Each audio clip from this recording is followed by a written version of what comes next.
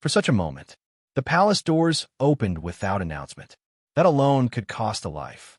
Silk whispered against marble as Esther stepped into the throne room. Gold and stone surrounded her. Power shaped into walls, but none of it softened the danger. The law was clear. No one approached the king uninvited and lived. At the far end sat Ahasuerus, ruler of an empire stretched wide as the horizon. His face revealed nothing. Courtiers held their breath. Esther felt her heart pound, loud as drums in her ears. She had fasted. She had prayed. She had weighed the cost. If she stayed silent, her people would perish. If she spoke, she might join them. She did not lower her eyes.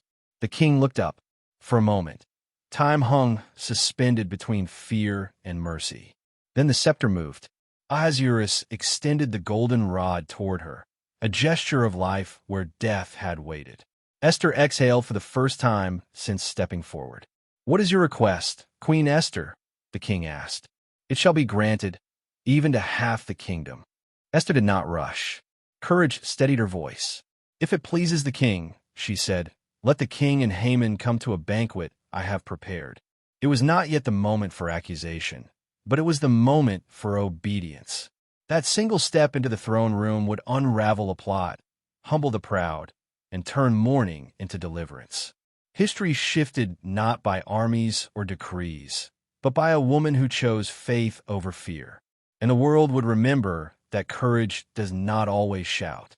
Sometimes it simply walks forward. Commentary note: Esther's courage was not reckless. It was deliberate. She prepared her heart before she ever entered the room. This story reminds us that bravery often looks like patience paired with resolve. God's work sometimes unfolds through strategy and timing as much as through miracles. Esther teaches us that when responsibility meets faith, ordinary steps can carry extraordinary weight. Historical note: this account is drawn from the Book of Esther, traditionally dated to the Persian period, 5th century BC. Esther, King Ahasuerus, often identified with Xerxes' I, the Persian court, and the law regarding uninvited appearances are all part of the biblical narrative. While God's name is not explicitly mentioned in the book, divine providence is a central theme. This retelling expands internal emotion and atmosphere while remaining faithful to the scriptural account.